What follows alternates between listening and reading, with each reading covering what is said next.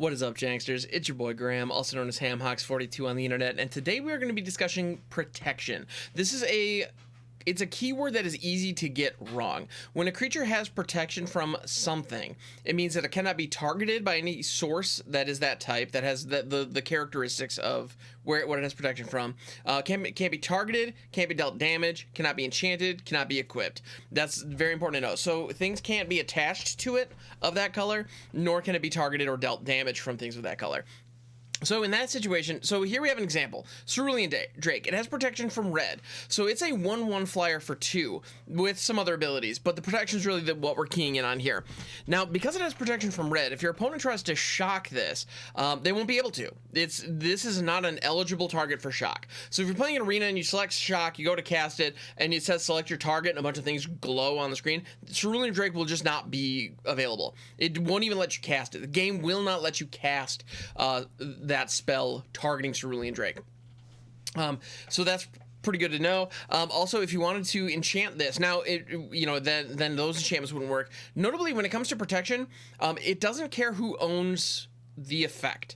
So if your opponent tries to, so if something has protection from white and your opponent wants to pacify it, they can't, use pacifism on it. However, with Cerulean Drake, for example, if you wanted to put like an Aki Warpaint or another like red buff enchantment on this, you would not be able to. You also wouldn't be able to target this with, say, Infuriate, a red buff spell, because it's not like hexproof. With hexproof, you can target your stuff all day, but your opponents can't. With protection, if the source that's trying to target this is red, it just doesn't come through. Likewise, this is the case for damage.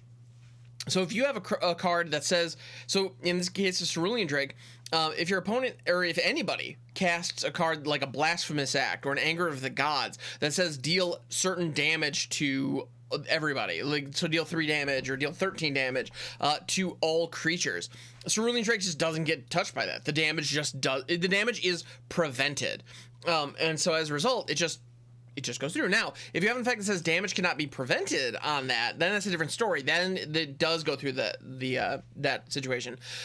So in this situation with Cerulean Drake, it's actually really handy. It's a great little utility piece because it just can't be targeted by red burn spells. It doesn't take damage from red burn spells.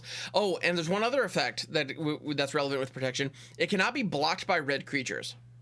So that's really meaningful. So when you attack with Cerulean Drake, if your opponent is on mono red, Cerulean Drake becomes unblockable. And because it can't take damage from red sources, if it holds back and accepts an incoming attacker, and as a blocker, that damage will all be prevented. Now, Cerulean Drake will deal its damage to the attacker, assuming the attacker doesn't have protection from blue. Anyway, that's irrelevant. That situation would not occur in most scenarios. However, there are a number of abilities out there that grant protection, and we'll get into that in a little bit.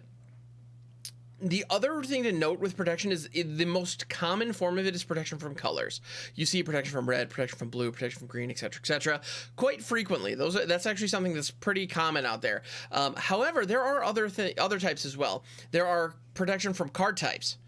So things like there's a card called Sarah's Emissary that can give your entire team protection from certain card types. So you can give your entire team protection from creatures, and all of a sudden, none of your stuff can be blocked. It cannot take damage from creatures, and it cannot be targeted by sources that are creatures. So if your opponent has a pinger, for example, like a creature with, the ability to tap and deal damage, they can't target your stuff, which is pretty nice. Or creatures that say like tap and then tap down something your opponent does.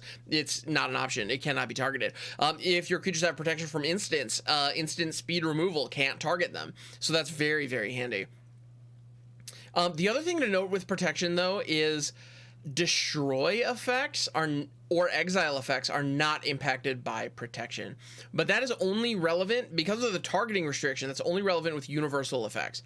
If you have a creature that has protection from white, for example, or you give a creature protection from white, and your opponent plays a Wrath of God or a Doomscar or Farewell, any kind of board sweeper, your creature still dies. It goes away because it's not taking damage, it's not being targeted, and it's not being blocked or whatnot, or it's not being equipped or attached.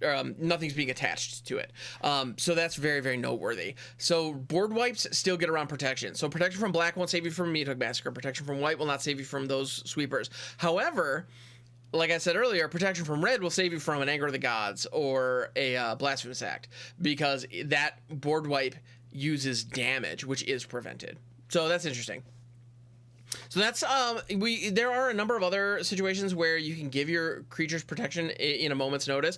We have cards like God's Willing and Shelter that say target creature you control gains protection from the color of your choice until end of turn. The reason that that's target creature you control specifically is because the flavor of this card, you're trying to protect your stuff. If you were able to target your opponent's things, if your opponent had 2 or 3 like blue auras or equipment that buffed a creature, you could cast God's Will. You could theoretically cast God's Willing on it, and those would fall off. That's important to note. So if I'm playing a mono white deck and my opponent is playing a mono white deck, and I have a creature that has 2 or 3 auras on it, and I want to give that creature protection from white so that I can attack and not be blocked.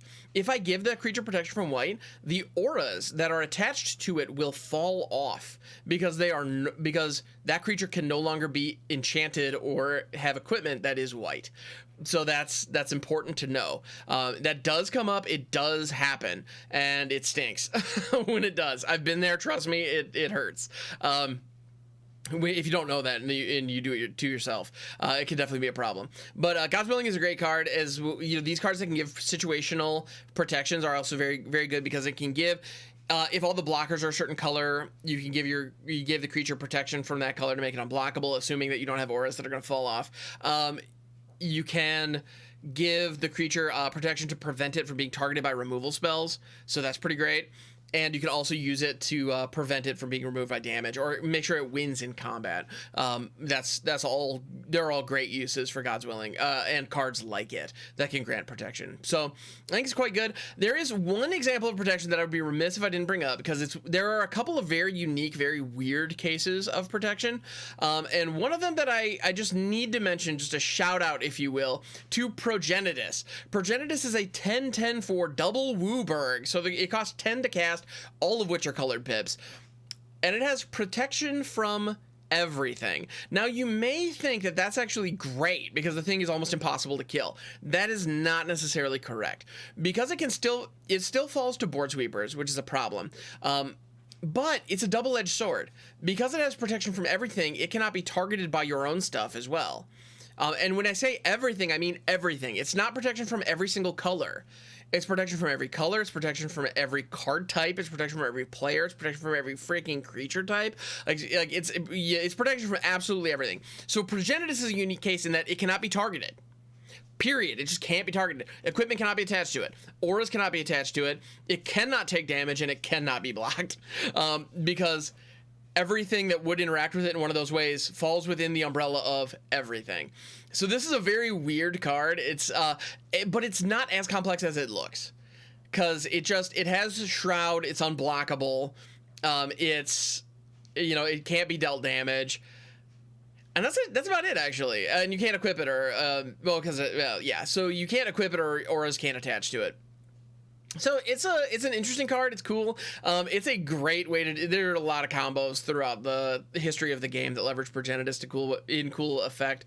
And it's a legendary creature, so it can even be your commander. That's just neat. Just throwing that out there. Anyway, so this has been a quick look on protection. There are a lot of nuances and a lot of specific situations, but if you're wondering, can protection help here? Think, is damage being dealt? Is it being targeted? Is something attaching to it? Or is it in combat? If the answer to one of those questions is yes, then yeah, a protection from something would be valuable to your creature. So if you see a creature that has protection from something, or a permanent that has protection from something in general, take note of that because it does have some cool implications and it's a very powerful effect. So thank you for checking out this video. I appreciate it. If you'd like to see more videos like this, please subscribe to the channel. I put out educational content like this on a pretty regular basis. If there are any topics that you would like to see me cover, please leave a comment in the comments below. I'd love to know what topics you want to hear so that we can cover them. So thank you so much, and I will catch you on the next one.